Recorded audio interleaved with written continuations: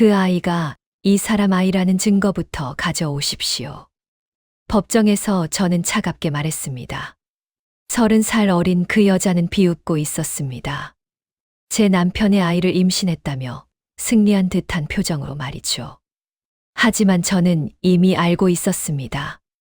그 여자가 동시에 만나던 다른 남자들의 존재를, 그녀가 임신을 미끼로 얼마나 많은 사람을 속여왔는지를.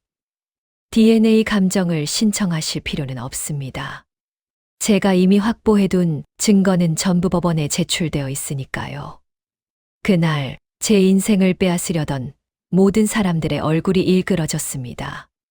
이것은 제가 제 삶을 되찾기까지의 이야기입니다. 오늘도 찾아와 주셔서 감사합니다.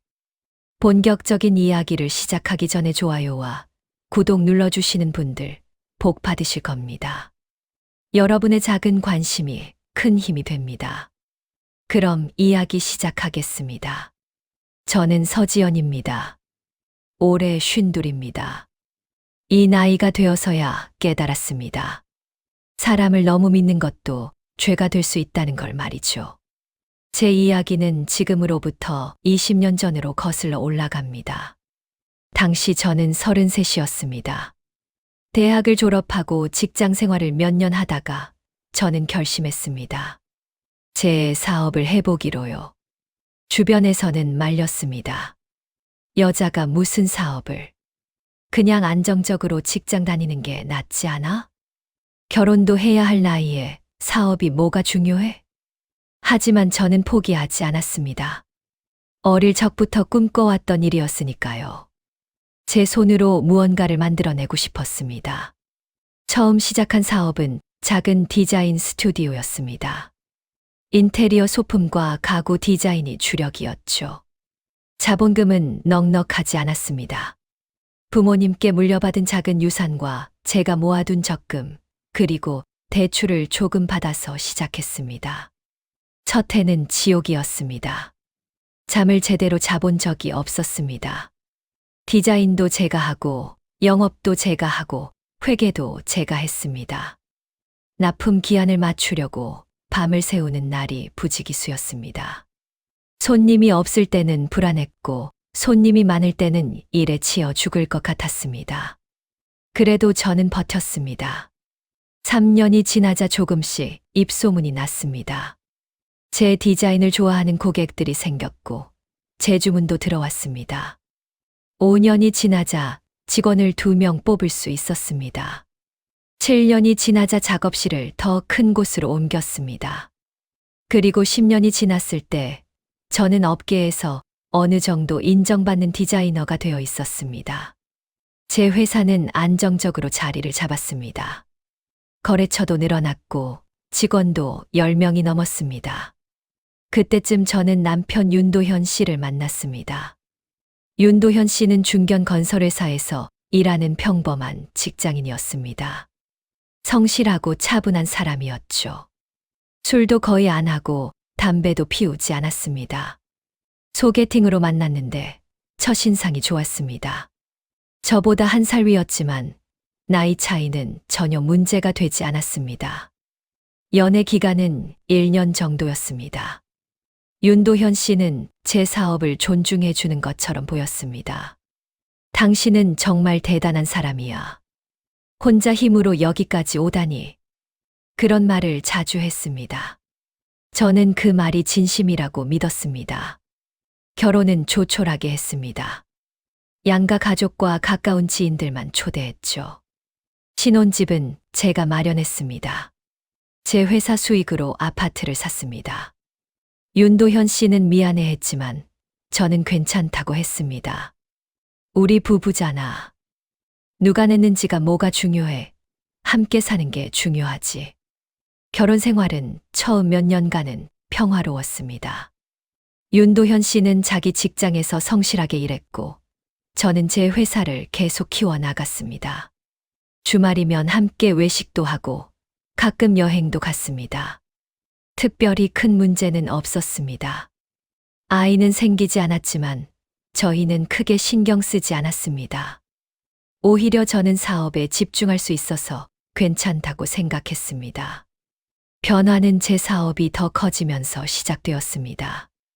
결혼하고 5년쯤 지났을 때 제 회사는 큰 프로젝트를 따냈습니다. 대형 호텔 체인의 인테리어, 디자인을 맡게 된 것이죠.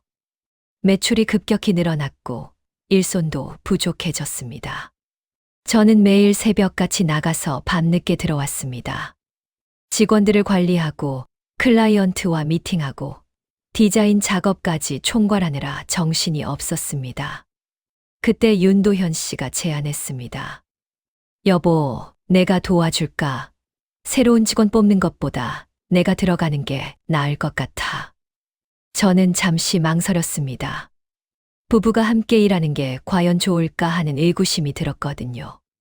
하지만 윤도현 씨는 설득력 있게 말했습니다. 우리 부부잖아. 남보다 더 잘 맞을 수 있을 거야. 그리고 당신 혼자 너무 힘들어 보여. 저는 결국 동의했습니다. 남편이니까 믿을 수 있다고 생각했습니다. 새로운 사람을 뽑아서 적응시키는 것보다 낫겠다고 판단했죠. 윤도현 씨는 직장을 그만두고 제 회사에 합류했습니다. 처음에는 영업과 행정 업무를 맡았습니다. 솔직히 말하면 특별히 뛰어난 능력을 보여준 건 아니었습니다. 그저 성실하게 자기 일을 했을 뿐이죠. 하지만 저는 남편이 제 곁에서 함께 일한다는 것 자체가 든든했습니다. 오늘 미팅 어땠어? 그 거래처는 어떻게 됐어? 저녁 식사를 하면서 회사 이야기를 나누는 것도 나쁘지 않았습니다. 1년쯤 지나자 윤도현 씨는 회사 일에 익숙해졌습니다. 거래처 사람들과도 친해졌고 직원들과도 관계가 좋았습니다. 그리고 어느 날 윤도현 씨가 또 다른 제안을 했습니다. 여보, 당신 너무 힘들어 보여. 운영은 내가 맡을 테니까 당신은 디자인에만 집중하면 어때? 그 말이 솔깃했습니다. 사실 저는 그때 지쳐 있었습니다. 사업이 커지면서 관리해야 할 일이 너무 많아졌거든요. 창조적인 작업보다는 행정적인 일에 시간을 더 많이 쓰고 있었습니다. 정말 괜찮겠어? 물론이지. 이제 나도 회사 일 다 알잖아. 당신은 창작하는 게 더 중요해. 저는 고민 끝에 동의했습니다.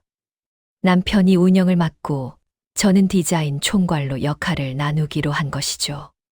그렇게 2년이 흘렀습니다. 윤도현 씨는 회사 운영을 도맡았습니다.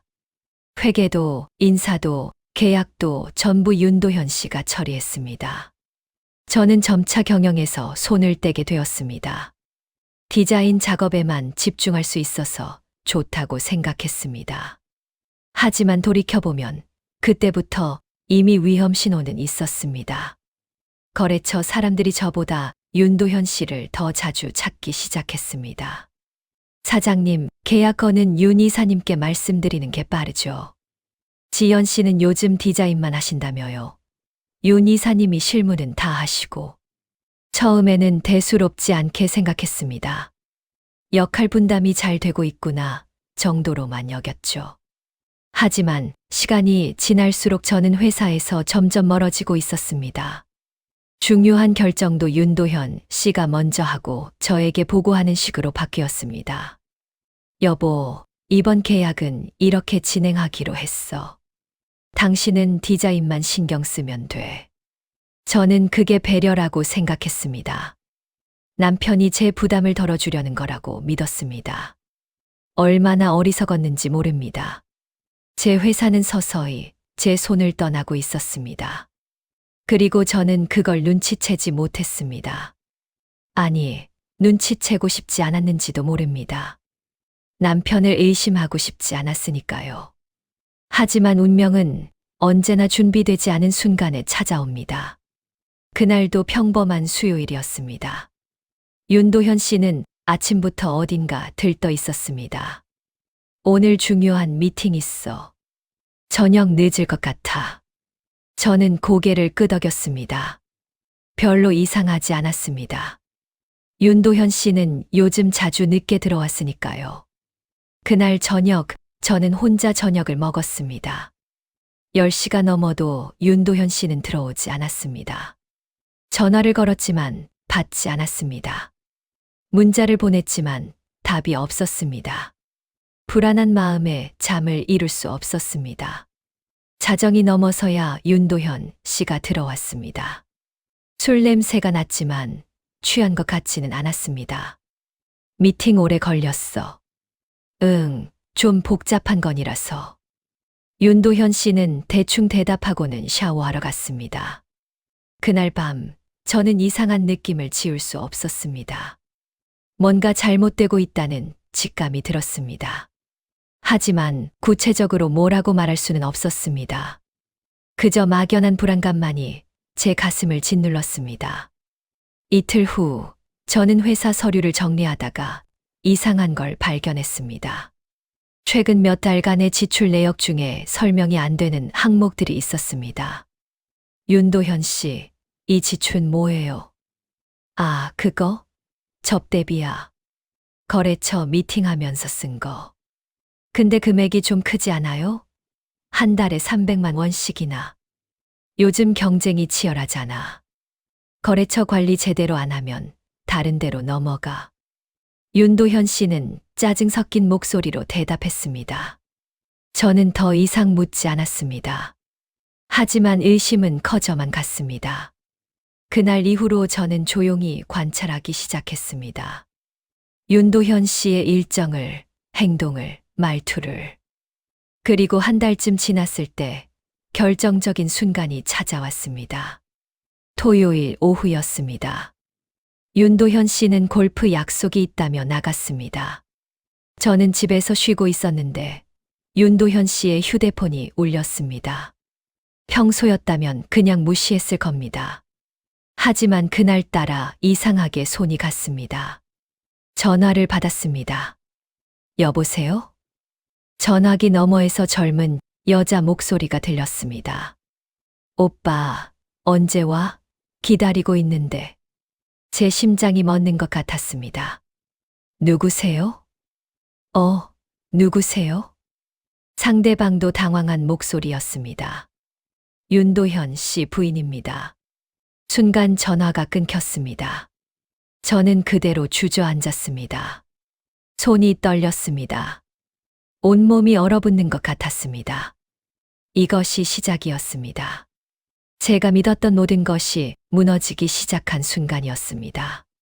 그날 이후 이틀 동안 저는 아무 말도 하지 않았습니다. 윤도현 씨도 마찬가지였습니다. 집 안의 공기는 무겁게 가라앉아 있었습니다. 저는 계속 생각했습니다. 어떻게 해야 할지를. 감정적으로 따지고 들어야 할지, 아니면 냉정하게 증거를 모아야 할지. 결론은 후자였습니다. 제가 만약 증거도 없이 다그쳤다가는 윤도현 씨가 발뺌 말게 뻔했습니다. 저는 조용히 움직이기 시작했습니다. 먼저 윤도현 씨의 휴대폰을 확인해야 했습니다. 하지만 요즘은 비밀번호가 걸려 있어서 쉽지 않았습니다. 며칠을 기다렸습니다. 그러던 어느 날 아침 윤도현 씨가 샤워를 하러 갔습니다. 휴대폰은 침대 옆 테이블에 놔두고요. 저는 재빨리 움직였습니다. 비밀번호는 윤도현 씨 생일이었습니다. 다행히 바뀌지 않았습니다. 화면을 열자마자 메신저 앱을 확인했습니다. 그리고 저는 그 자리에서 숨이 막혔습니다. 소영이라는 이름으로 저장된 대화방이 있었습니다. 대화 내용은 차마 눈 뜨고 볼 수 없는 것들이었습니다. 오빠 보고 싶어. 나도. 오늘 저녁에 볼까? 응. 그 호텔로 올게. 알았어. 미리 체크인해 둘게. 대화는 몇 달 전부터 시작되어 있었습니다. 저는 손이 떨렸지만 스크린샷을 찍기 시작했습니다. 최대한 많이, 최대한 빨리. 욕실에서 물소리가 멈췄습니다. 저는 재빨리 휴대폰을 원래 자리에 놓고 부엌으로 나왔습니다.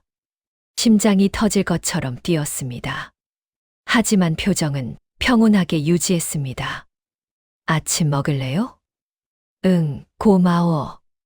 윤도현 씨는 아무것도 모른 채 식탁에 앉았습니다. 저는 그의 얼굴을 보며 생각했습니다.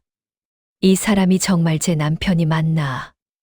20년을 함께 산 사람이 맞나? 그날 오후 저는 오랜만에 회사에 나갔습니다. 요즘은 재택으로 디자인 작업을 하는 경우가 많아서 회사에 자주 가지 않았거든요. 직원들이 반갑게 인사했습니다. 사장님, 오랜만이에요. 오늘은 무슨 일로 오셨어요? 저는 웃으며 대답했습니다. 그냥 사무실 정리 좀 하려고. 사실은 윤도현 씨의 사무실을 확인하려는 것이었습니다. 윤도현 씨는 그날 외부 미팅으로 나가 있었습니다. 저는 윤도현 씨의 사무실 문을 열었습니다. 책상 서랍을 하나씩 열어봤습니다. 처음 몇 개는 별 내용이 없었습니다. 문구류와 서류들 뿐이었죠. 하지만 맨 아래 서랍에서 뭔가를 발견했습니다. 작은 선물 상자가 숨겨져 있었습니다. 열어보니 여성용 목걸이였습니다. 고가의 브랜드 제품이었죠. 저는 한 번도 이런 선물을 받은 적이 없었습니다. 그리고 영수증도 함께 있었습니다. 구매일은 한 달 전이었고 금액은 200만 원이 넘었습니다. 제 손이 다시 떨렸습니다. 하지만 저는 침착하게 사진을 찍었습니다. 그리고 원래대로 돌려놓았습니다. 사무실을 나서는데 격리 담당 직원이 저를 불렀습니다. 사장님, 잠깐 여쭤봐도 될까요? 그래요, 뭔데요? 최근에 법인카드 사용 내역 중에 좀 이상한 게 있어서요. 확인 부탁드려도 될까요? 저는 고개를 끄덕였습니다. 무슨 내용인데요? 호텔 숙박비가 자주 찍히거든요. 그런데 출장 일정이랑 안 맞아서요. 격리 직원은 조심스럽게 말했습니다. 저는 서류를 받아봤습니다. 최근 3개월간 호텔 숙박비가 여러 번 결제되어 있었습니다. 모두 윤도현 씨 명의의 법인카드였습니다. 이거 윤 이사님께 여쭤봐야 할 것 같은데요. 격리 직원이 조심스럽게 말했습니다. 저는 잠시 생각했습니다. 아니에요. 제가 확인해 볼게요. 혹시 이 자료 복사해서 줄 수 있어요? 네, 사장님. 저는 그 자료를 받아 들고 집으로 돌아왔습니다. 그날 저녁 윤도현 씨는 평소처럼 들어왔습니다. 다녀왔어. 오늘 저녁 뭐야? 윤도현 씨. 저는 차분하게 불렀습니다. 응. 할 얘기가 있어요. 윤도현 씨의 표정이 굳었습니다. 무슨 얘기? 소영이라는 사람, 누구예요? 순간 윤도현 씨의 얼굴이 새하얗게 변했습니다. 그게, 솔직하게 말해요. 더 이상 변명은 듣고 싶지 않아요. 저는 최대한 감정을 억누르며 말했습니다. 윤도현 씨는 한참을 말이 없었습니다.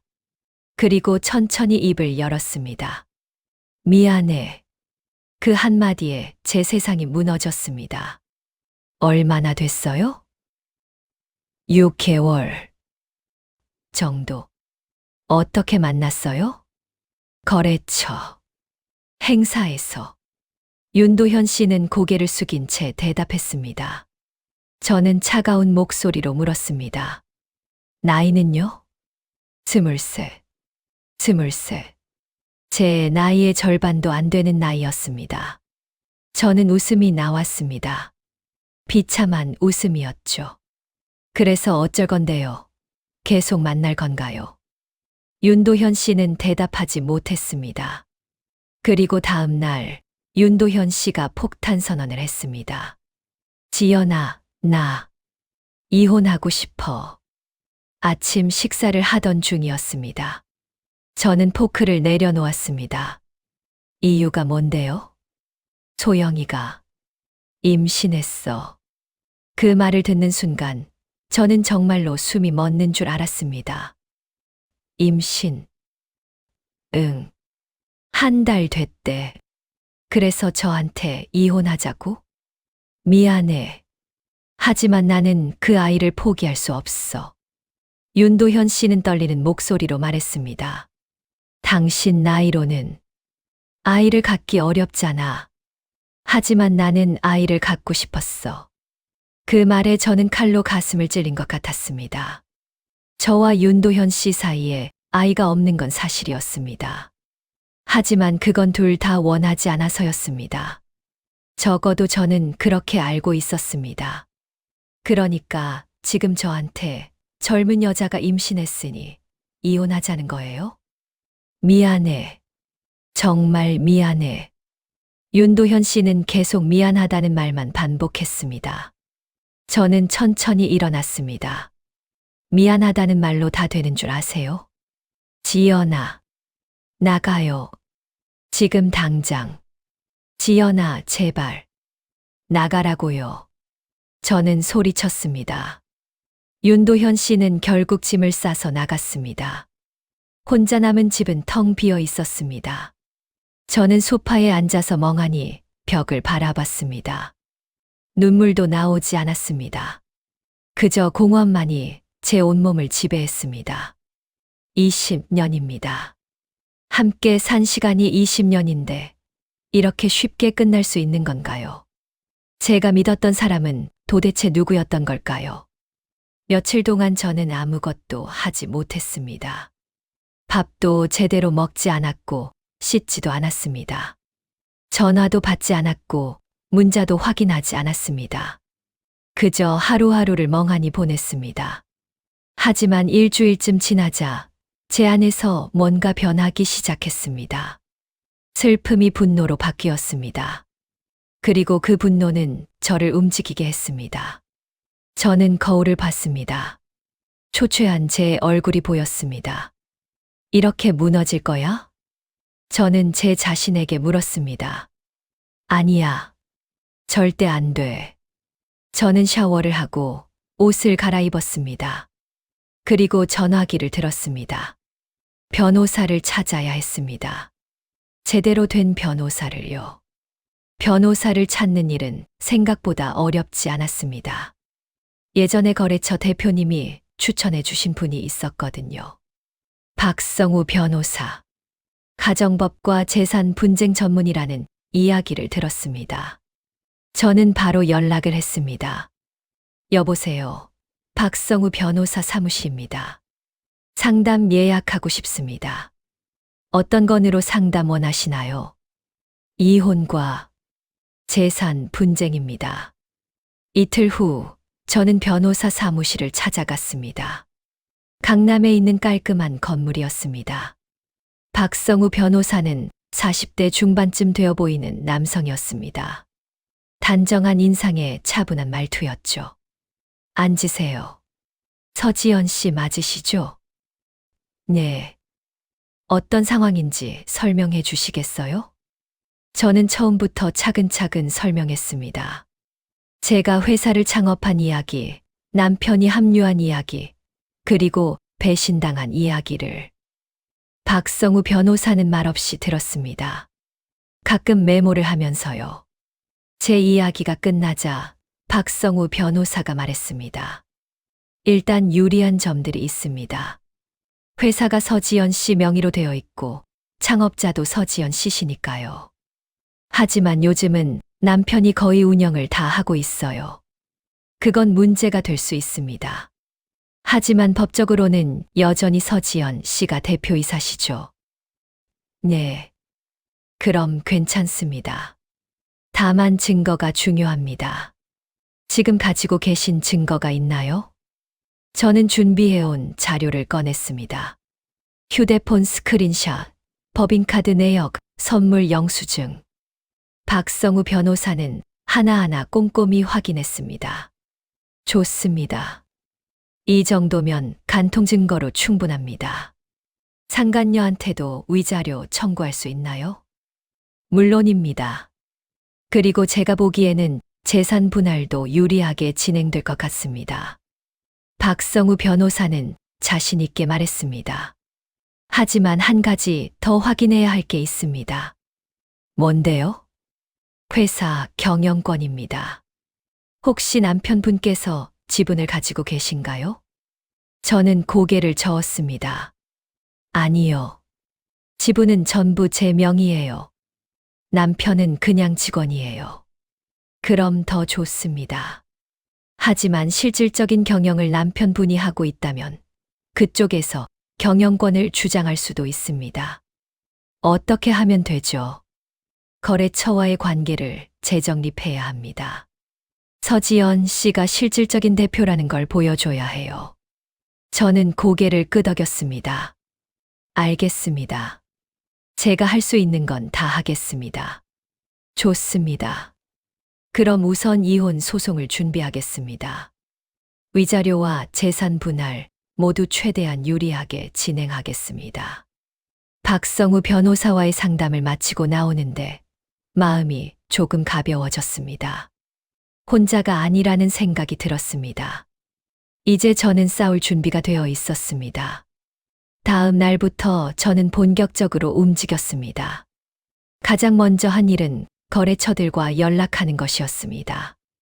예전부터 함께 일해온 거래처 대표님들께 전화를 걸었습니다. 첫 번째로 연락한 곳은 최은주 대표님이 운영하는 인테리어 자재 회사였습니다. 최은주 대표님은 제가 창업 초기부터 알고 지낸 분이었습니다. 은주 언니, 저예요. 지연이에요. 어머, 지연아. 오랜만이다.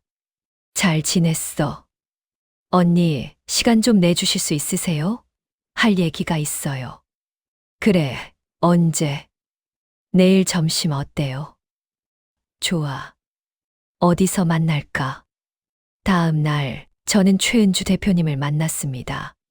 조용한 레스토랑을 예약했습니다. 최은주 대표님은 저를 보자마자 물었습니다. 무슨 일이야? 표정이 안 좋아 보이는데. 저는 솔직하게 말했습니다. 남편의 배신, 이혼 준비, 그리고 회사 문제까지. 최은주 대표님은 깜짝 놀란 표정으로 들었습니다. 세상에, 윤도현 씨가 그럴 사람인 줄 몰랐는데. 저도요. 그래서 언니한테 부탁이 있어요. 말해봐. 거래는 계속 저랑 하는 걸로 해주실 수 있으세요? 남편이 연락해도 저한테 연락하시라고 해주세요. 최은주 대표님은 단호하게 고개를 끄덕였습니다. 당연하지. 애초에 내가 거래한 건 너랑이었잖아. 윤도현 씨는 나중에 들어온 거고. 고마워요, 언니. 뭘? 오히려 내가 도와줄 게 더 있으면 말해. 저는 눈시울이 뜨거워졌습니다. 이렇게 저를 믿어주는 사람이 있다는 게 감사했습니다. 다음 며칠 동안 저는 주요 거래처들을 하나씩 만났습니다. 대부분 비슷한 반응이었습니다. 저희는 원래 서 대표님이랑 거래하던 거잖아요. 윤 이사님은 중간에 들어오신 거고요. 물론 서 대표님이랑 계속 할게요. 거래처들의 반응을 확인하면서 저는 깨달았습니다. 윤도현 씨가 아무리 회사를 운영했어도 신뢰는 저에게 있었다는 걸. 사람들은 제가 창업자라는 걸 알고 있었고 제 실력을 믿고 있었습니다. 일주일 후 저는 윤도현 씨에게 연락했습니다. 회사 이야기 좀 하죠. 지연아, 감정적인 얘기 하려는 거 아니에요. 사업적인 얘기예요. 알았어. 어디서 볼까? 회사 사무실에서 봐요. 내일 오후 2시. 다음 날 윤도현 씨가 회사에 나타났습니다. 여윈 얼굴이었습니다. 수염도 제대로 안 깎은 것 같았죠. 저는 차갑게 말했습니다. 앉으세요.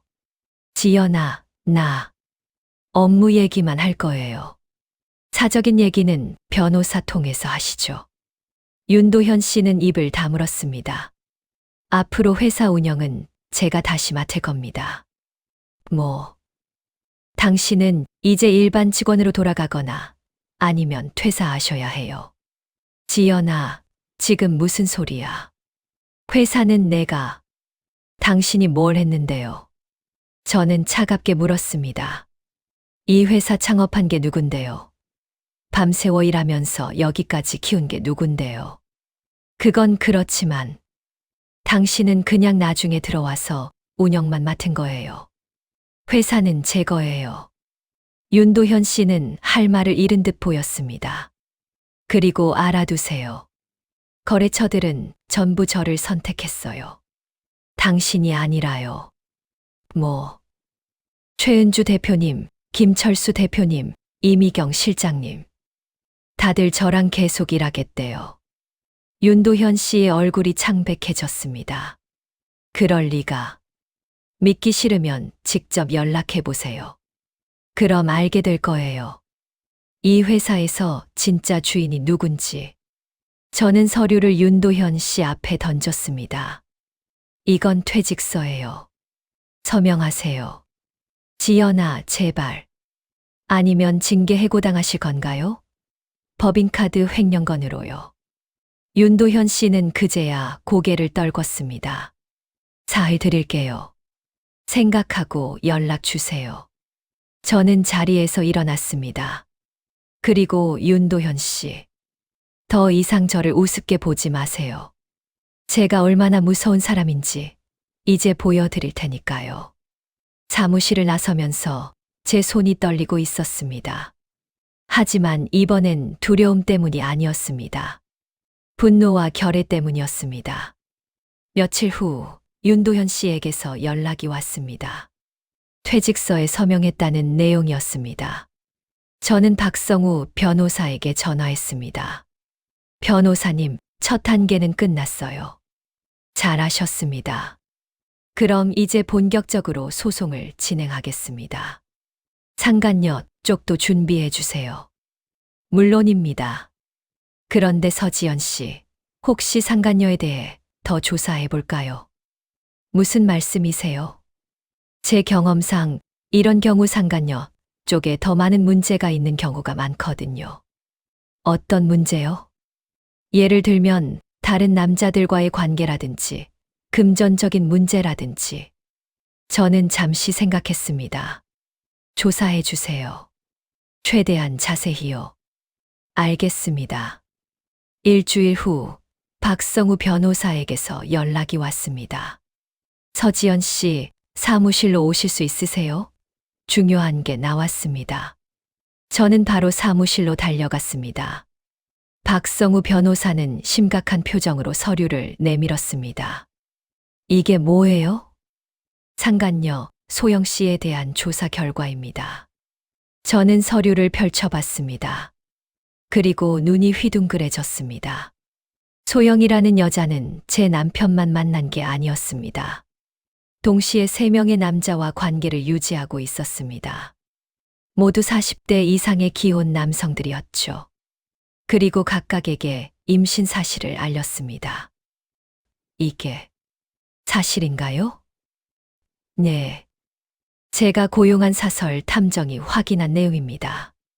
그럼 임신도 거짓말인 건가요? 아니요. 실제로 임신은 한 것 같습니다. 하지만 아버지가 누군지는 알 수 없죠. 저는 어이가 없었습니다. 이 여자가 계획적으로 이런 걸 한 거네요. 그렇게 봐야 할 것 같습니다. 각 남자들에게 금전적인 지원을 요구했던 기록도 있습니다. 세상에, 이 증거로 위자료, 소송에서 훨씬 유리해질 겁니다. 상간녀의 악의성이 명백하니까요. 저는 서류를 보며 생각했습니다. 윤도현 씨도 결국 이용당한 거였구나. 하지만 그렇다고 해서 동정심이 생기지는 않았습니다. 어쨌든 저를 배신한 건 사실이니까요. 변호사님, 이 증거 전부 법원에 제출해 주세요. 그럴 계획입니다. 그리고 한 가지 더 제안이 있는데요. 뭔데요? 윤도현 씨 측에 이 증거를 먼저 보여주는 건 어떨까요? 왜요? 합의를 이끌어낼 수 있을 것 같습니다. 윤도현 씨도 자기가 속았다는 걸 알면 태도가 달라질 겁니다. 저는 고개를 저었습니다. 아니요. 보여주지 마세요. 왜요? 법정에서 보여주고 싶어요. 소영이라는 여자 얼굴 앞에서요. 박성우 변호사는 제 눈을 보더니 고개를 끄덕였습니다. 알겠습니다. 그렇게 하겠습니다. 이제 모든 준비가 끝났습니다. 법정에서의 마지막 싸움만 남았습니다. 위자료 청구 소송 첫 공판일이 다가왔습니다. 저는 검은색 정장을 입고 법원에 도착했습니다. 박성우 변호사가 저를 기다리고 있었습니다. 준비되셨죠? 네. 긴장하지 마세요. 우리가 유리합니다. 법정 안으로 들어갔습니다. 윤도현 씨와 소영이라는 여자가 이미 앉아 있었습니다. 소영을 직접 보는 건 처음이었습니다. 23이라는 나이답게 어려 보였습니다. 화장을 진하게 했고 짧은 원피스를 입고 있었습니다. 제 눈과 마주치자 소영은 도발적으로 웃었습니다. 저는 무표정하게 자리에 앉았습니다. 재판이 시작되었습니다. 재판장이 사건을 정리했습니다. 원고 서지연 씨는 피고 소영 씨를 상대로 위자료 3천만 원을 청구하고 있습니다. 박성우 변호사가 일어났습니다. 재판장님, 원고는 피고가 고의적으로 원고의 배우자와 부적절한 관계를 맺어 혼인관계를 파탄시켰음을 주장합니다. 증거 자료들이 제출되었습니다. 휴대폰 메시지, 호텔 영수증, 목격자 진술서. 소영의 변호사가 반박했습니다. 피고는 윤도현 씨가 이미 별거 상태였다고 들었습니다. 혼인관계가 이미 파탄났었다는 것이죠. 그건 거짓말입니다. 저는 자리에서 일어나 말했습니다. 저희는 별거한 적 없습니다. 남편이 피고를 만나기 직전까지 정상적인 부부 생활을 했습니다. 증거가 있습니까? 네.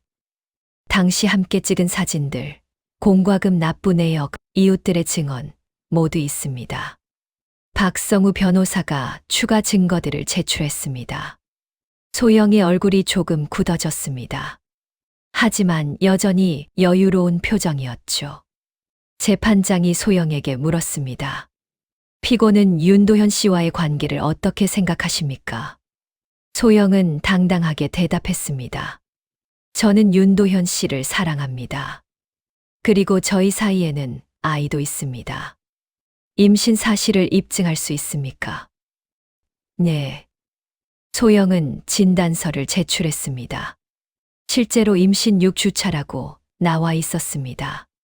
소영은 제 쪽을 보며 비웃듯이 말했습니다. 아, 그깟 돈, 전 이 사람 아이 낳아요. 이제 아내는 제가 되겠죠. 그 순간 저는 차갑게 말했습니다. 그 아이가 이 사람 아이라는 증거부터 가져오십시오. 소영의 표정이 변했습니다. 무슨 말씀이세요? DNA 감정을 신청하실 필요는 없습니다. 저는 박성우 변호사를 봤습니다. 박성우 변호사가 서류 뭉치를 꺼냈습니다. 재판장님, 추가 증거를 제출하겠습니다. 어떤 증거입니까? 피고 소영 씨가 동시에 여러 남성과 부적절한 관계를 맺었다는 증거입니다. 순간 법정 안이 술렁거렸습니다. 소영의 얼굴이 하얗게 변했습니다. 잠깐, 그게 무슨... 박성우 변호사는 침착하게 서류를 펼쳤습니다. 피고는 윤도현 씨 외에도 박모 씨, 김모 씨, 이모 씨와 동시에 관계를 맺었습니다. 사진들이 제출되었습니다. 소영이 다른 남자들과 호텔에 들어가는 사진, 식사하는 사진, 차에 타는 사진, 그리고 각각의 남성에게 임신 사실을 알렸습니다. 윤도현 씨에게만이 아니라요. 메시지 기록들이 공개되었습니다. 오빠, 나 임신했어. 어떡하지? 똑같은 메시지를 3명의 남자에게 보낸 기록이었습니다. 소영은 자리에서 벌떡 일어났습니다. 이건 불법 조사예요. 제 사생활을 침해한 거라고요. 재판장이 조용히 하라고 했습니다. 박성우 변호사가 계속했습니다. 뿐만 아니라 피고는 각 남성에게 금전적인 지원을 요구했습니다. 계좌 이체 내역이 제출되었습니다. 윤도현 씨 명의로 매달 200만 원씩 송금된 기록. 다른 남자들에게서도 비슷한 금액을 받은 기록. 피고는 계획적으로 기혼 남성들을 타깃으로 삼아 임신을 빌미로 금전을 갈취했습니다. 소영의 변호사도 당황한 기색이 역력했습니다. 재판장님, 저희는 이런 증거에 대해 전혀 알지 못했습니다. 그건 피고 측 문제입니다. 재판장은 냉정하게 말했습니다. 윤도현 씨는 고개를 떨구고 있었습니다. 아마 자신도 이런 사실을 처음 알았을 것입니다. 재판장이 소영에게 물었습니다. 피고, 이 증거들에 대해 할 말 있습니까? 소영은 떨리는 목소리로 대답했습니다.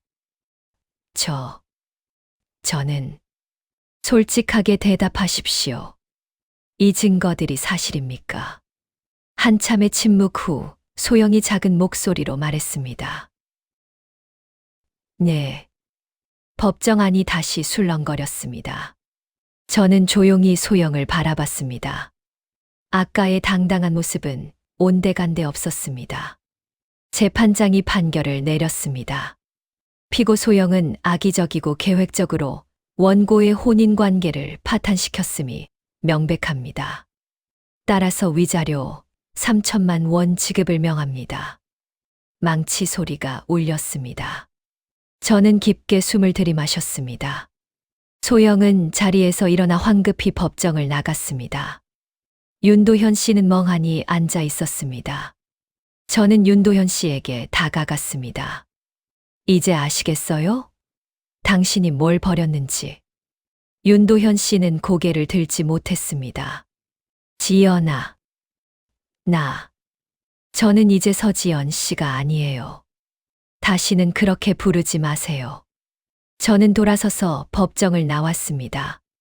밖으로 나오니 햇살이 따스했습니다.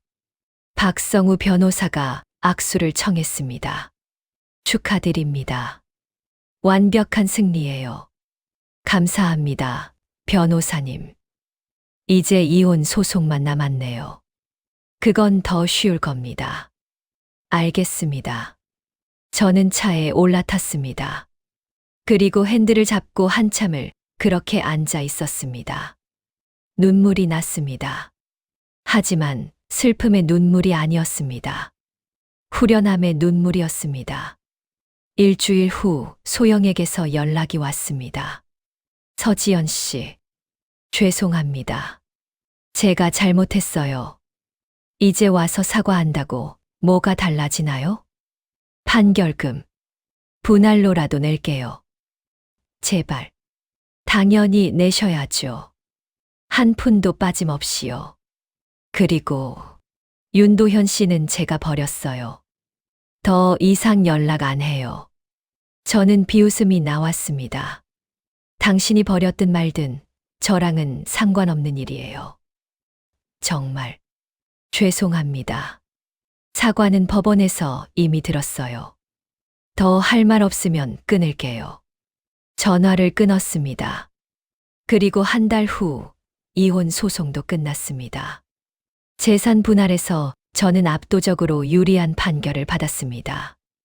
회사는 당연히 제 것이었고 아파트도 제 명이었으며 윤도현 씨가 받을 건 거의 없었습니다. 오히려 위자료로 2천만 원을 더 받았습니다. 마지막 공판에서 윤도현 씨가 저에게 다가왔습니다. 지연아. 아니, 서지연 씨.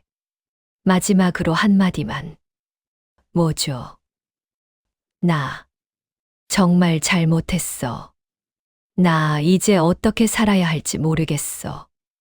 윤도현 씨는 울먹이고 있었습니다. 당신은 나를 버렸어. 근데 소영이도 나를 버렸어. 나는 이제 아무것도 없어. 그건 당신 선택의 결과예요. 저는 차갑게 말했습니다. 나 사기당한 거잖아. 나도 피해자야. 피해자. 저는 웃음이 나왔습니다. 당신이 저를 배신하지 않았으면 사기당할 일도 없었을 거예요. 지연아, 제발. 우리 20년이었잖아. 그 20년을 당신이 버린 거예요. 저는 마지막으로 말했습니다. 당신이 버린 건 아내 한 사람이 아니라 당신 자신의 미래였습니다. 그리고 저는 법원을 나왔습니다. 다시는 뒤돌아보지 않았습니다. 이혼이 확정된 날, 저는 회사로 갔습니다. 오랜만에 대표 사무실에 앉았습니다. 창밖으로 보이는 도심 풍경이 새롭게 느껴졌습니다. 문을 두드리는 소리가 들렸습니다. 들어오세요. 최은주 대표님이 들어오셨습니다. 지연아, 축하해. 잘 끝났다며? 네, 언니. 고마워요. 언니 도움이 컸어요. 뭘? 당연한 거 했을 뿐이지. 최은주 대표님은 제 맞은편에 앉으셨습니다. 그래서 이제 어떻게 할 거야? 회사를 다시 키우려고요. 제대로요. 좋아. 내가 도와줄게. 새로운 거래처도 소개해줄게. 정말요? 당연하지. 내가 얼마나 실력 있는 디자이너인데. 윤도현 같은 사람 없어도 충분히 잘할 수 있어. 저는 고마운 마음에 눈시울이 붉어졌습니다. 울지 마. 이제 시작이야. 앞으로가 더 중요해. 네, 알아요.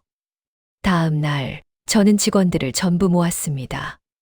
회의실에 모인 직원들은 불안한 표정이었습니다. 아마 회사가 어떻게 될지 걱정하고 있었을 것입니다. 저는 직원들 앞에 섰습니다. 다들 알다시피 저는 윤도현 씨와 이혼했습니다. 그리고 윤도현 씨는 이제 이 회사에 없습니다. 직원들이 숨 죽여 들었습니다. 혹시 회사가 문을 닫는 거 아닌가 걱정하는 분들도 있을 텐데 전혀 그럴 일 없습니다. 저는 단호하게 말했습니다. 이 회사는 제가 30대에 혼자 힘으로 시작했습니다. 그리고 40대에 지금의 규모로 키웠습니다. 윤도현 씨는 중간에 합류했을 뿐, 이 회사의 주인은 처음부터 끝까지 저였습니다. 직원들의 표정이 조금씩 밝아졌습니다. 앞으로도 우리는 계속 성장할 겁니다. 더 좋은 디자인을 더 많은 고객에게 제공할 겁니다. 그러니 여러분도 저를 믿고 함께 해주시기 바랍니다. 박수 소리가 터져 나왔습니다. 저는 직원들의 박수를 받으며 미소 지었습니다. 그날 이후로 저는 정말 열심히 일했습니다. 아침 일찍 출근해서 밤늦게까지 일했습니다. 새로운 프로젝트를 따냈고 신규 거래처도 개척했습니다. 디자인 작업에도 직접 참여했습니다. 제가 가장 좋아하고 잘하는 일이었으니까요. 3개월이 지나자 매출이 눈에 띄게 올랐습니다. 윤도현 씨가 있을 때보다 오히려 더 좋아졌습니다. 6개월이 지나자 직원을 5명 더 뽑았습니다. 회사는 활기를 되찾았습니다. 어느 날 박성우 변호사에게서 연락이 왔습니다. 서지연 씨, 소영 씨가 위자료 전액 납부했습니다. 정말요? 네. 분할 납부 요청했었는데 결국 일시불로 냈네요. 어떻게 그 돈을 구했을까요? 아마 다른 남자들한테 받았거나 아니면 부모님께 손 벌렸거나. 그렇군요. 그리고 윤도현 씨 위자료도 절반 정도 들어왔습니다. 나머지는요? 매달 조금씩 낸다고 합니다. 지금 형편이 어렵다고 하더라고요. 저는 특별한 감정이 들지 않았습니다. 연민도 분노도 아니었습니다. 그저 무덤덤했습니다. 알겠습니다. 수고하셨어요, 변호사님. 아니에요. 제 일이니까요. 그리고 서지연 씨. 네. 정말 멋지게 이겨내셨습니다. 많은 분들이 이런 상황에서 무너지는데 서지연 씨는 오히려 더 강해지셨어요. 감사합니다. 전화를 끊고 저는 창밖을 바라봤습니다. 가을이었습니다. 나무잎이 형형색색으로 물들어 있었습니다. 계절은 변하고 사람도 변합니다. 저도 변했습니다. 예전에 저는 남편을 너무 믿었습니다. 회사를 맡기고 제 삶의 일부를 내어줬습니다. 하지만 이제는 다릅니다. 저는 제 삶의 주인이 누구인지 확실히 알고 있습니다. 그건 바로 저 자신입니다. 1년이 지났습니다. 회사 창립 25주년 기념 파티를 열었습니다. 직원들과 거래처 분들이 모두 모였습니다. 최은주 대표님도 오셨습니다. 지연아, 정말 대단해. 1년 만에 이렇게 회복하다니. 회복이 아니라 원래 제 자리로 돌아온 거예요. 맞는 말이네. 애초에 내 자리였으니까. 파티장은 웃음소리로 가득했습니다. 직원들은 즐겁게 대화하고 거래처 분들은 축하 인사를 건넸습니다. 저는 샴페인을 들고 연단에 올랐습니다. 여러분, 오늘 이 자리에 와주셔서 감사합니다. 사람들이 조용해졌습니다. 25년 전, 저는 작은 작업실에서 시작했습니다. 자본도 부족했고, 경험도 부족했습니다. 하지만 포기하지 않았습니다. 밤을 새워가며 일했고, 실패해도 다시 일어났습니다. 중간에 어려운 시기도 있었습니다. 저는 잠시 말을 멈췄습니다. 신뢰했던 사람에게 배신당하기도 했습니다. 제가 만든 것을 빼앗길 뻔하기도 했습니다. 사람들이 숨죽여 들었습니다. 하지만 저는 포기하지 않았습니다. 왜냐하면 이 회사는 제 것이었으니까요. 처음부터 끝까지 제 땀과 눈물로 만든 것이었으니까요. 저는 샴페인 잔을 들어 올렸습니다. 오늘 이 자리에서 다시 한번 말씀드립니다. 저는 서지연입니다. 이 회사의 창업자이자 대표입니다. 그리고 앞으로도 계속 그럴 것입니다. 박수가 터져 나왔습니다. 사람들이 일어나서 박수를 쳤습니다. 저는 눈물이 날 것 같았지만 참았습니다. 오늘은 웃는 날이니까요. 파티가 끝나고 저는 혼자 사무실에 남았습니다. 조용한 밤이었습니다. 책상 서랍을 열어 오래된 사진 한 장을 꺼냈습니다. 25년 전 처음 작업실을 열던 날 찍은 사진이었습니다. 33세 제가 환하게 웃고 있었습니다. 나 잘했지. 저는 사진 속 제 자신에게 물었습니다. 정말 잘 버텼어. 사진을 다시 서랍에 넣고 저는 창밖을 바라봤습니다. 도시의 불빛들이 반짝이고 있었습니다. 누군가는 저를 보고 불쌍하다고 생각할지도 모릅니다. 52의 나이에 이혼하고 혼자 남았으니까요. 하지만 저는 전혀 불쌍하지 않습니다. 저는 제 삶을 되찾았습니다. 빼앗긴 게 아니라 원래 제 것이었던 삶을요. 그리고 그 삶은 누구보다 당당하고 빛나고 있습니다. 며칠 후 우연히 거리에서 윤도현 씨를 봤습니다. 초췌한 모습이었습니다. 저를 보고 잠시 멈칫하더니 고개를 숙이고 지나갔습니다. 저는 그를 돌아보지 않았습니다. 이미 제 인생에서 지나간 사람이었으니까요. 그날 저녁, 저는 최은주 대표님과 저녁을 먹었습니다. 요즘 어때? 혼자 사는 거 괜찮아? 네, 오히려 편해요. 눈치 볼 필요도 없고, 새로운 사람 만날 생각은 없어. 최은주 대표님이 조심스럽게 물었습니다. 저는 웃으며 대답했습니다. 글쎄요. 아직은 잘 모르겠어요. 지금은 제 일에 집중하고 싶어요. 그래, 그것도 좋지. 일단 내가 행복하면 됐어.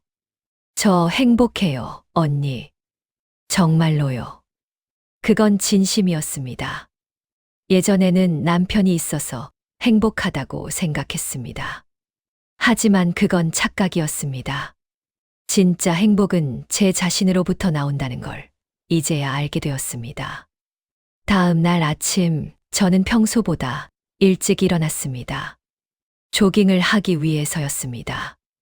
요즘 건강 관리에 신경 쓰고 있었거든요. 한강변을 뛰면서 저는 생각했습니다. 앞으로의 제 인생에 대해서요. 50대는 인생의 끝이 아닙니다. 오히려 새로운 시작일 수 있습니다. 저는 아직도 할 수 있는 게 많습니다. 회사를 더 키울 수도 있고, 새로운 도전을 할 수도 있습니다. 무엇보다 제가 원하는 방식으로 살 수 있습니다. 누구의 눈치도 보지 않고, 누구에게도 의지하지 않고요. 조깅을 마치고 집으로 돌아오는 길에 핸드폰이 울렸습니다. 모르는 번호였습니다. 여보세요? 서지연 대표님이십니까? 네, 그런데요. 저는 한국디자인진흥원의 김민수라고 합니다. 아, 네. 무슨 일이신가요? 대표님께서 올해의 디자이너상 후보로 선정되셨습니다. 저는 잠시 멈춰 섰습니다. 정말요? 네. 심사위원들이 대표님의 작품과 경력을 높이 평가했습니다. 축하드립니다. 감사합니다. 정말 영광입니다. 전화를 끊고 저는 한참을 그 자리에 서 있었습니다. 그리고 웃음이 났습니다. 기쁨의 웃음이었습니다. 25년을 달려온 제 노력이 인정받는 순간이었습니다. 그날 밤 저는 혼자 작은 축하 파티를 열었습니다. 와인 한 잔을 따라 마시며 저는 거울 속 제 모습을 봤습니다. 주름이 늘었고 흰 머리카락도 보였습니다. 하지만 눈빛만큼은 어느 때보다 빛나고 있었습니다. 서지연, 당신은 정말 대단한 사람이야. 저는 거울 속 제 자신에게 말했습니다. 앞으로도 잘할 거야. 분명히. 그렇게 저의 새로운 인생이 시작되었습니다. 배신과 아픔을 겪었지만 저는 무너지지 않았습니다. 오히려 더 강해졌고 더 단단해졌습니다. 저는 제 삶의 주인입니다. 누가 뭐래도 제가 만든 인생입니다. 그리고 이 인생은 앞으로도 계속될 것입니다. 더 빛나게, 더 당당하게요. 돌려받은 것이 아닙니다. 원래 제 것이었던 삶을 되찾은 것뿐입니다. 그리고 그 삶은 누구보다 아름답습니다. 6개월 후, 저는 정말로 올해의 디자이너상을 받았습니다. 시상식 무대에 서서 트로피를 받아들었을 때 그 감격을 잊을 수 없습니다. 수상 소감을 말할 때 저는 이렇게 말했습니다. 이 상은 저 혼자만의 것이 아닙니다. 힘들 때 저를 믿어준 모든 분들의 것입니다. 그리고 무엇보다 포기하지 않은 제 자신에게 주고 싶은 상입니다. 인생은 때로 우리를 배신합니다. 믿었던 사람이 등을 돌리기도 하고 쌓아온 것이 무너지기도 합니다. 하지만 중요한 건 그 순간에 어떻게 대응하느냐입니다. 저는 무너지지 않기로 했습니다. 제 것을 지키기로 했습니다. 그리고 오늘 이 자리에 서 있습니다. 박수 소리가 울려 퍼졌습니다. 무대에서 내려오는데 최은주 대표님이 제 손을 꼭 잡아주셨습니다. 눈물이 글썽이셨습니다. 정말 자랑스러워, 지연아. 언니 덕분이에요. 아니야. 내 힘으로 한 거야. 그날 밤 저는 혼자 수상 트로피를 보며 생각했습니다. 이 모든 과정이 저를 여기까지 오게 했구나. 아픔도 배신도 모두 제 삶의 일부였구나. 그리고 그것들이 저를 더 강하게 만들었구나. 오늘도 저는 제 회사에서 일합니다. 제가 사랑하는 디자인을 하며 살아갑니다. 혼자지만 외롭지 않습니다. 제 곁에는 저를 믿어주는 사람들이 있으니까요. 그리고 무엇보다 저 자신이 있으니까요. 이것이 제 이야기입니다. 52의 나이에 모든 것을 빼앗길 뻔했지만 결국 되찾은 이야기입니다. 아니, 정확히 말하면 돌려받은 게 아닙니다. 원래 제 것이었던 삶을 제가 다시 찾은 것뿐입니다. 그리고 이 삶은 그 어느 때보다 빛나고 있습니다. 여러분도 기억하세요. 당신의 인생은 당신 것입니다. 누구도 그것을 빼앗아갈 수 없습니다. 만약 누군가 빼앗으려 한다면 당당하게 맞서세요. 당신의 것을 지키세요. 그것이 바로 당신 인생의 주인으로 사는 방법입니다. 저는 서지연입니다. 그리고 저는 제 인생의 주인입니다. 오늘 이야기를 끝까지 들어주셔서 고맙습니다. 이 사연이 마음에 남으셨다면 주위 분들께 인생 뒤편도 가볍게 전해주세요. 인생의 뒤편에서 꺼내놓는 이야기. 다음 시간에도 따뜻한 마음으로 찾아뵙겠습니다.